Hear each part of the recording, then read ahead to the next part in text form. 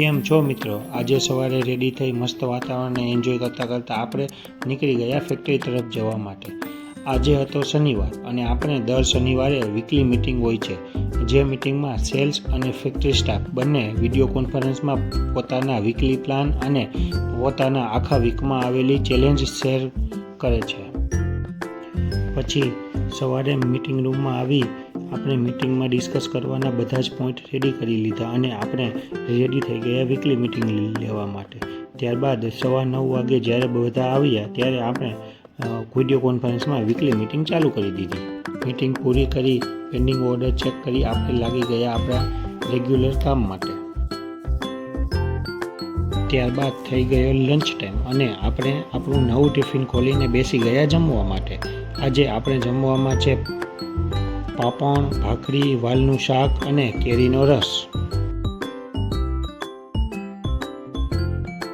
જમીને સીધા બેસી ગયા આપણે કામ કરવા માટે, કેમ કે આજે 5 વાગે આપણે કામ પૂરું કરી જવાનું હતું સેલ્સ ઓફિસે. ત્યાં આપણે પરચેઝ, એકાઉન્ટ અને સેલ્સની મિટિંગ કરી આપણે થોડા પોઈન્ટ્સ ક્લિયર કરાવવાના હતા.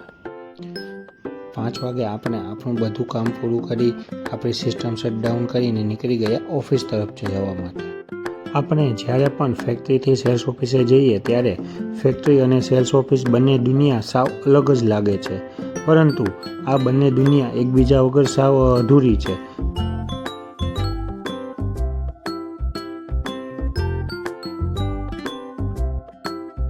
સેલ્સ ઓફિસમાં સેલ્સ ટીમ લાગી હતી ટાર્ગેટ પૂરા કરવા અને આપણી જે જવાબદારી છે એ ટાર્ગેટ પૂરા કરવાના રિસોર્સિસ પૂરા પાડવા.